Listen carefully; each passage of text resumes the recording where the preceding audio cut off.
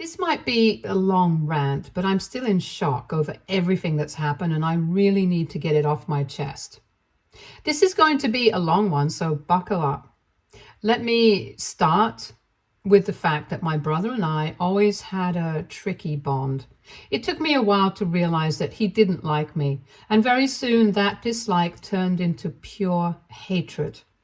I never knew what exactly it was that I had done, but he hated my guts.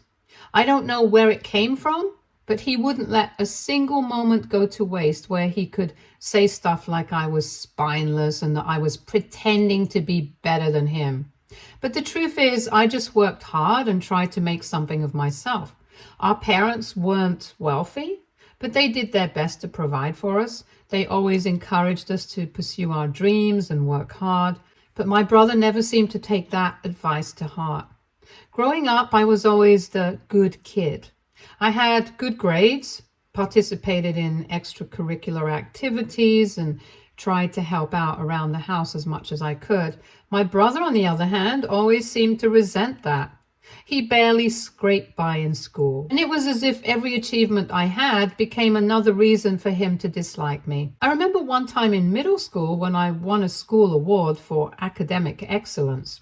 I was so excited and proud to show my parents, but the look on my brother's face was pure disgust. Later that night, he told me I was a show-off and that nobody cared about the stupid certificate. It wasn't just that one incident either. It became a pattern. When I made the high school basketball team, he called me a try-hard. When I got a part-time job to save up for college, he accused me of being a kiss-up to our parents, trying to look like the perfect son. The resentment was relentless. And no matter what I did, he found a way to tear me down. I didn't understand why he was like this, but after a while, I stopped trying to figure it out. It became clear that nothing I did would ever be enough to gain his approval or even basic respect. The worst part was that our parents were caught in the middle. They tried their best to treat us equally, but even their efforts to keep the peace became twisted in his mind. If they praised me for something, it was favoritism in his eyes. If they tried to encourage him to do better, he'd accuse them of comparing him to me. And to be honest, I also felt like they had a soft space in their hearts for my brother. So, to sum it up, our home basically became a battlefield, and it seemed like no one could win. My brother's bitterness consumed him, and instead of seeing me as someone who just wanted to succeed, he saw me as competition in a race he was never willing to run. As we grew older, the divide between us only widened. I went to college on scholarships, something that infuriated him even more. He dropped out of community college after a year, blaming the system and everyone but himself.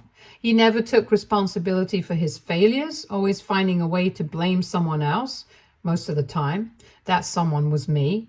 He told anyone who would listen that I thought I was better than him, that I was a fraud, pretending to be something I wasn't. In reality, all I was doing was trying to build a future for myself. But to him, my success was a personal attack. Our relationship completely deteriorated when I got married. My wife, who was always kind and welcoming, tried to get along with him, but he didn't even give her a chance. At our wedding, I overheard him telling one of his friends that I was a joke, that I'd never make it last, and that he'd give it a year. I brushed it off at the time, thinking it was just his usual bitterness talking. But looking back now, I see it for what it was, a warning. He couldn't stand to see me happy and was already laying the groundwork for the chaos he would eventually unleash on my life. As the years passed, I settled into married life, focusing on my career and the possibility of starting a family. My brother's life, on the other hand, was a mess. He bounced from one dead-end job to another, never staying anywhere long enough to build any stability. His relationships were just as unstable, short-lived flings, toxic breakups, and constant drama. But somehow, despite the differences in our lives, he still managed to worm his way into my personal affairs. At first, I didn't think much of it. He would come around every now and then asking for money or a favor, and I'd help him out when I could. I felt sorry for him. I figured he was struggling, and maybe if I helped, he'd turn things around. I didn't realize then that his bitterness had already evolved into something far darker. It was subtle at first. Small comments, passive aggressive jabs at family gatherings, little reminders that he was still there, lurking in the background of my life. I tried to help him out. I put the family matters aside and offered to put in a good word for him at my company to help him with his resume and even to pay for some vocational training. But he always refused, saying he didn't need my charity. He'd accuse me of rubbing my success in his face, of trying to make him feel inferior. It was exhausting, but I kept trying because, well, he was my brother. Things started to go downhill after a year into my marriage. My brother suddenly started showing up at our house unannounced, just dropping by when I wasn't home. He'd claim he just wanted to hang out, to reconnect. I was skeptical, but my wife encouraged me to give him a chance. She thought it was sweet that he wanted to mend our relationship. If only I had known then what I know now. But then he started paying a suspicious amount of attention to Emily. There was something off about the way he interacted with my wife. I confronted him about it once, but he just laughed it off, saying I was being paranoid. My wife didn't see the harm in it, so I tried to let it go. I wanted to believe that maybe he had changed, that maybe he was just trying to rebuild the relationship we never had. Over the next few months, my brother became a constant presence in our lives. He'd be at our house almost every day, always when I was at work. I thought it was strange, but Emily assured me it was fine. She said they were just talking and that my brother needed someone to listen to him. I wanted to believe her, to believe that my brother was finally turning a corner. But then things started to change. Emily became distant. She'd pick fights over the smallest things, accusing me of not understanding her. My brother, meanwhile, was suddenly full of advice on how to treat my wife and how to be a better husband. It was surreal. The guy who couldn't keep a job or a girlfriend for more than a few months was now giving me marriage advice. I should have seen the signs, the lingering looks between them, the inside jokes, the way they'd stop talking when I entered the room. But I was blind, too trusting, too hopeful that my brother had finally changed. It all came crashing down 6 months ago. I came home early from work one day, hoping to surprise Emily with flowers and a nice dinner. Instead, I was the one who got the surprise. I walked in on my brother and Emily in our bed. In that moment, my whole world shattered. The next few weeks were a blur. Emily moved out, claiming she needed time to think. My brother disappeared, probably hiding out at our parents' place. I was left alone, trying to piece together how my life had fallen apart so quickly. When I finally confronted my brother, his response left me speechless. He looked me straight in the eye and said that he had nothing to lose. According to him, I always had everything and he had nothing. So he took the one thing that mattered most to me, my wife. I was devastated, not just by the betrayal, but by the realization that my own brother, my flesh and blood, could be so cruel. He had destroyed my marriage, my trust, my family, all because of his twisted resentment. I filed for divorce shortly after. Emily tried to apologize, to explain, but I couldn't bear to listen. My brother, unsurprisingly, was nowhere to be found. I threw myself into my work, trying to forget the pain and betrayal. And then, just when I thought things couldn't get any more complicated, they did. Emily reached out to me about 2 months ago. She was pregnant, and the baby was my brother's. I was numb. It felt like a sick joke, like the universe was playing some cruel prank on me. But it was real. My soon-to-be ex-wife was carrying my niece or nephew. The child of my brother and the woman I had loved and trusted. For weeks, I didn't know what to do. I avoided my family, ignored Emily's calls, and tried to pretend none of this was happening. Every day felt like a blur of confusion and betrayal, and the weight of it all was suffocating. But reality has a way of catching up with you, and it wasn't long before everything came crashing down. I thought I could stay away, distance myself from the mess that my life had become. But my parents weren't having it. Last week they called a family meeting insisting that we all sit down and talk, and I knew it was going to be bad. But nothing could have prepared me for what happened. When I walked into their house, the tension was thick enough to cut with a knife. My brother was already there, slumped in a chair, looking as angry as ever. We hadn't been in the same room since the confrontation, and the sight of him immediately set my nerves on edge. Emily was there too, her pregnancy now unmistakable. The sight of her made my stomach turn, and I could barely bring myself to look at her. Our parents sat across from us, looking more serious than I'd ever seen them. The room was silent, the kind of silence that makes your skin crawl, and I could feel the weight of what was about to come. I was honestly prepared that my parents would again try to cover for my brother. My dad was the first to speak, and he explained that they had been keeping something from us, something they had never felt the need to share until now. Apparently, years ago, they had inherited a substantial sum of money from a distant relative, something they had kept a secret, living modestly all this time so as not to spoil us with the knowledge.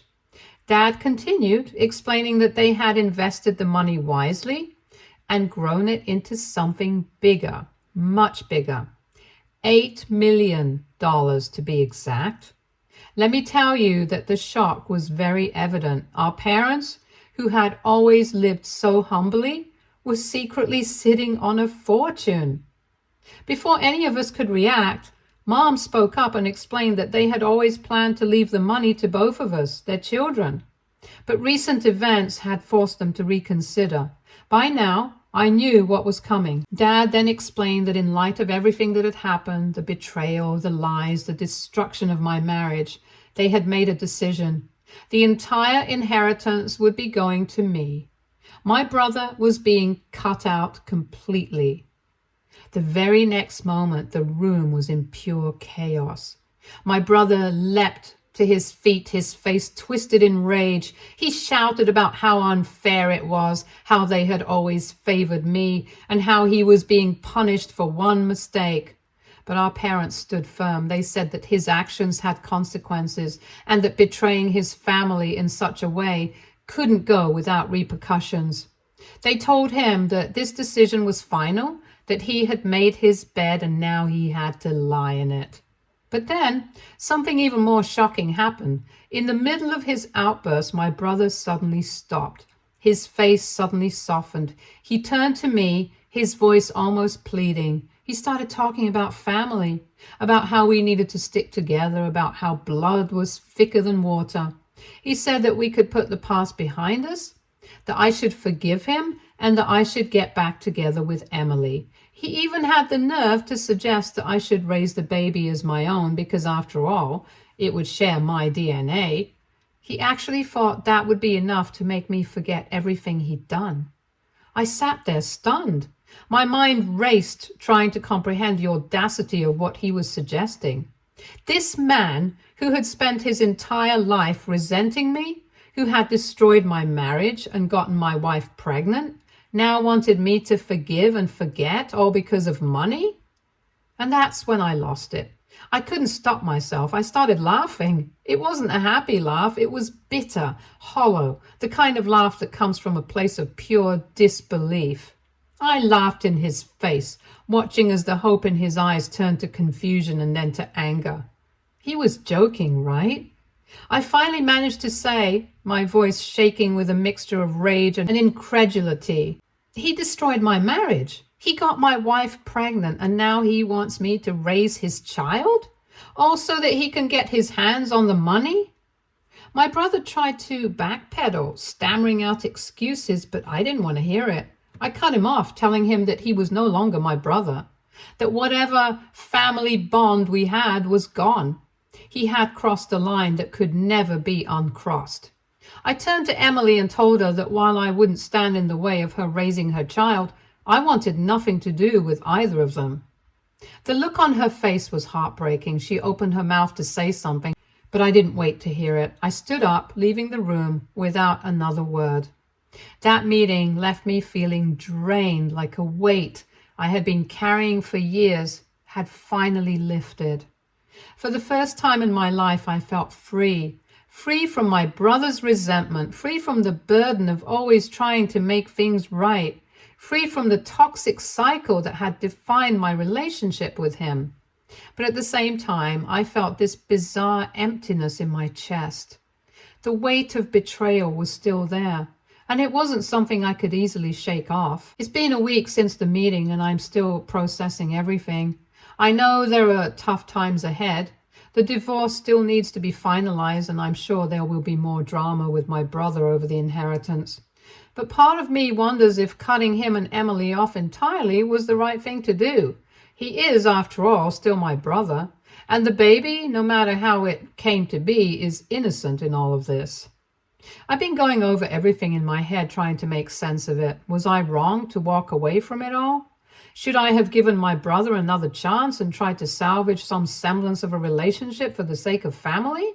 Or was I justified in cutting him out of my life after everything he did? AITA for laughing in his face and refusing to raise the baby even though it's technically family? Update 1. First of all, I want to thank everyone who commented and shared their perspective on my situation. I can't say I was expecting so much feedback, but your words help me see things more clearly. I've spent a lot of time reflecting, trying to understand the whirlwind of emotions I've been feeling since everything went down, and it's been eye-opening, to say the least. In the days following the family meeting, my phone has barely stopped buzzing. My brother has been relentless, calling me constantly, leaving voicemails, sending texts that I haven't even bothered to read most of the time. The few I have looked at were all variations of the same message. He needs me. He's pleading for my help, claiming he's in over his head and doesn't know how he's going to raise the baby without my support. He's gone into excruciating detail about how difficult things are for him, how he can't do it alone, and how, as the baby's uncle, it's my duty to step up. At first, I tried to ignore it, but it's hard to ignore someone who is bombarding you with dozens of texts a day, all saying the same thing. My brother seems to think that if he just keeps pushing, eventually I'll cave in. But the truth is, every message he sends makes me even more sure that I'm doing the right thing by staying away. It's becoming more and more clear that my brother isn't reaching out because he genuinely wants to repair our relationship. He's doing it because he's scared. Scared of the consequences of his actions, scared of raising the baby alone, and if I'm being honest, probably scared of losing out on the inheritance altogether. Then there's Emily. She's been reaching out too, though not as frequently as my brother. I've gotten a few messages from her, mostly apologetic, saying she's sorry for what happened, that she didn't mean any of this to happen, and that she wishes we could talk. But I can't bring myself to respond. The betrayal still stings too much. In the beginning, when everything first came out, I was so focused on my brother's actions that I almost ignored the fact that Emily betrayed me too. She wasn't some innocent bystander in all of this. She made choices. She let herself be manipulated. Or maybe she wasn't manipulated at all and simply made a decision. Either way, it's hard to look at her and not feel a deep sense of hurt and disappointment.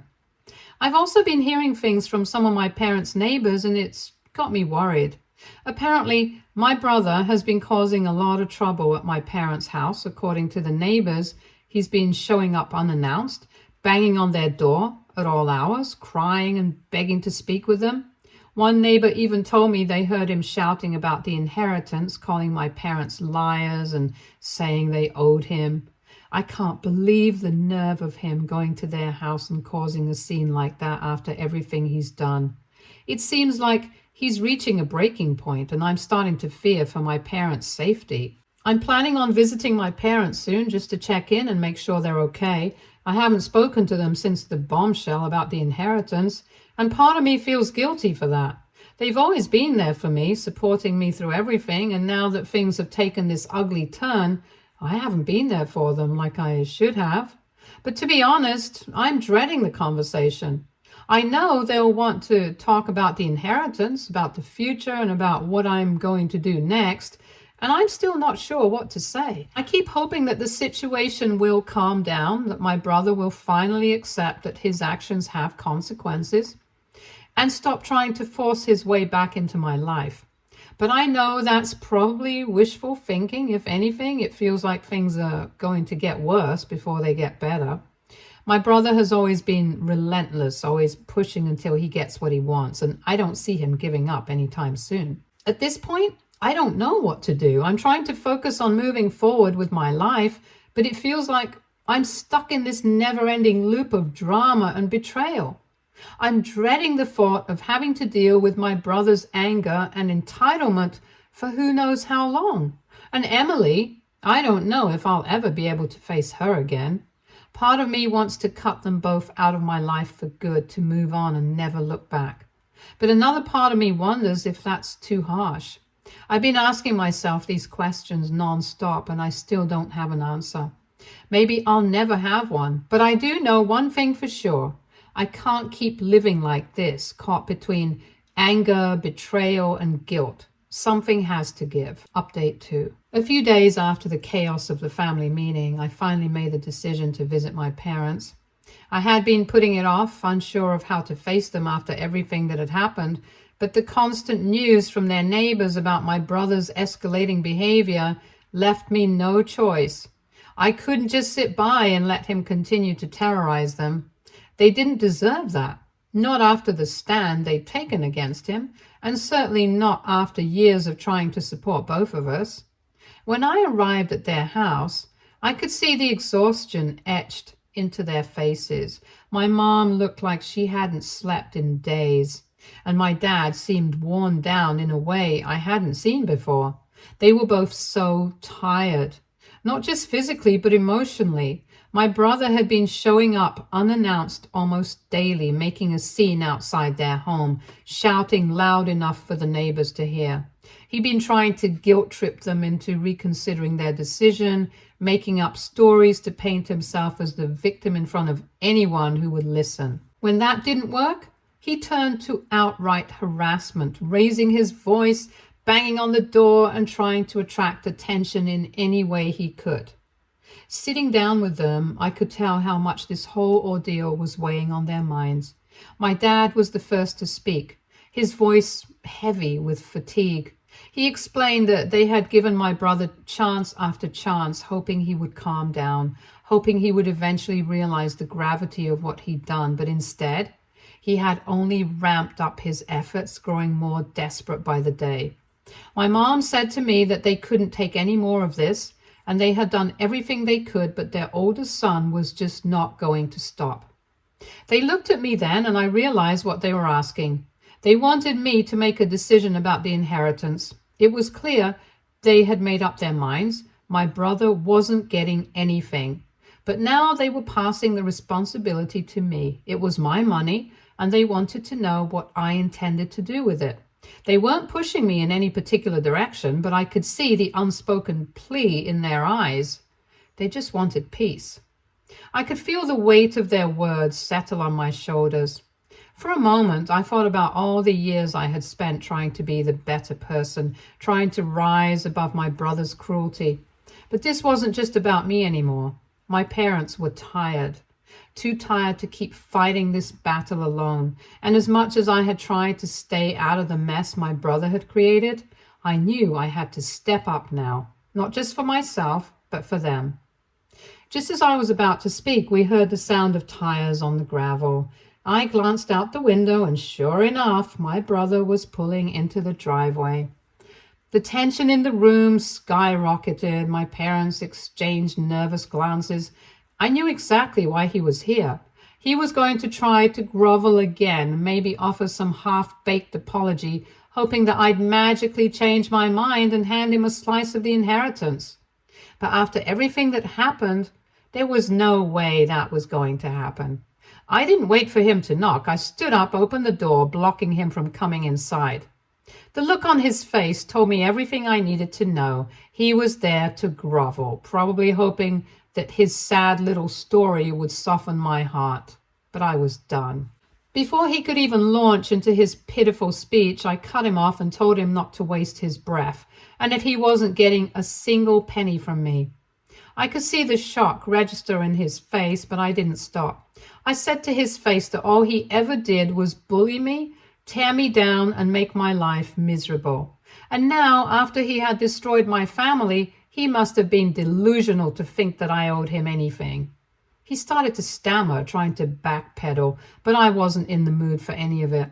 I told him that I didn't care what sob story he came up with this time, but he had made his choices and now he had to live with them. I could feel my parents behind me, their unease growing as the confrontation escalated. But I wasn't finished. I looked him dead in the eye and told him that Mom and Dad have been more than generous by not calling the cops on him for the way he had been harassing them. But I'm not as patient as they are, and if he kept showing up at their place, making their lives hell, I will call the police and I won't hesitate to press charges. For a moment, there was silence. I could see the panic flash across my brother's face as he realized I wasn't bluffing. He knew that I meant every word, and then, just like that, his whole demeanor changed. The fake bravado he'd been wearing like armor crumbled, and he shifted into his victim role, the one he'd been practicing for years. He started talking again about how hard his life had been, how everything had gone wrong for him, how he had nothing left. He rambled on about the baby, how he needed my help, how we were still family. But none of it mattered to me anymore. I had heard it all before, and I was done listening. My parents remained silent, watching as my brother's story grew more pitiful with each passing second. I could tell they were uncomfortable with how far things had gone, but they didn't interrupt. I think they knew, just as I did, that nothing was going to change unless someone put their foot down. Eventually, realizing that no one was going to give him what he wanted, my brother stopped talking. He stood there for a moment, waiting for someone to say something, but the silence stretched on. Finally, he turned and walked back to his car. There was no more anger, no more pleading, just resignation. He knew that no one was going to listen to him anymore.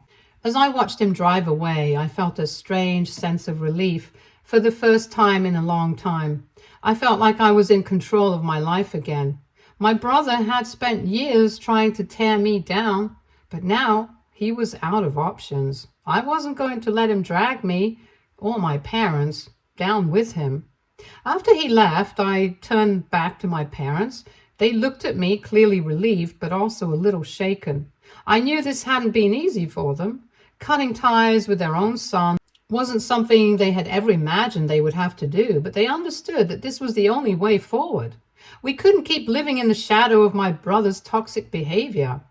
The rest of my visit was quieter, but the air felt lighter somehow. We talked about the future, about what I wanted to do with the inheritance. They didn't pressure me, but they made it clear that it was entirely my decision. For the first time, I felt like I had real control over my own destiny, free from my brother's constant resentment and manipulation. I knew that things weren't over yet. There would be more drama, more fallout from my brother's actions, but for now, I felt a sense of peace. I had finally stood up for myself, and that felt damn good. Update 3. A few weeks passed and the divorce proceedings were nearing their end. Since Emily and I were in agreement, it was uncontested, which made the process much quicker than I had anticipated. I couldn't say it was easy, but there was a sense of finality to it. The marriage, the betrayal, all of it was coming to an official close. However, there was one thing I knew I needed to do before I could fully move on. With the $8 million inheritance, I knew I had more money than I would ever need. It wasn't lost on me how ironic it was that my brother's resentment and actions had led to his inheritance being mine alone, but I wasn't the type to let it go to waste or hoard it out of spite. I made some smart decisions, investing a significant portion into safe stocks, real estate, and other ventures to secure my financial future. My parents, though, had always been passionate about giving back, and I asked if there were any charities they wanted to support with part of the money. They had a few in mind, causes they had quietly supported for years, and we made donations in their name. It felt right to give back in some way and to use the money for something positive rather than letting it be a constant reminder of everything that had gone wrong. But there was still one more thing I needed to take care of. Emily and the baby. Despite everything that had happened between us, I didn't hold anything against the child. The baby would be innocent in all of this, and he or she didn't deserve to pay for the sins of their parents. I reached out to Emily and set up a brief meeting. It wasn't about reconciliation, far from it, but rather about clarifying that I was setting up a trust fund for my niece or nephew. I made it clear that this wasn't about her or my brother, but about ensuring the child would have a secure future. It wasn't their fault their parents had made such terrible choices, and I wasn't going to punish them for that. The meeting was brief and to the point. I wasn't interested in lingering or reopening old wounds, but during the conversation, I learned something that didn't surprise me as much as it should have. My brother had abandoned Emily and the baby, and after all his groveling and all his begging for me to step up and provide for the child, he had decided to leave them both when his manipulation didn't work. The irony wasn't lost on me. The same man who had destroyed my marriage and begged me to help him raise this child now walked away from both of them without a second thought. It was strange, but I didn't feel anger when I heard that. I just felt a sense of finality. My brother had shown yet again who he truly was, and I was no longer surprised by his behavior. The trust fund would ensure that the baby wouldn't suffer because of their father's failures, and that was all I could do. I didn't need to get involved in their lives any more than that. My chapter with Emily and with my brother was finally closed. As I walked away from that meeting, I felt lighter. I had done the right thing, the responsible thing, and now I could move on with my life. The inheritance was taken care of. My parents were safe from my brother's harassment, and I had ensured the child's future. All the loose ends were tied up, or so I hoped. For now, though, I'm content. I've made my peace with everything that's happened, and I'm ready to move forward. Thanks to all the support from this community, I've gained the perspective I needed to navigate this mess. I don't know what the future holds, but I know that I've done everything I can to close this chapter of my life the right way. Thank you, Reddit, for all the advice and encouragement. This is where I say goodbye and hope this is the end of it all. Stay tuned for more stories from Argo Relationships.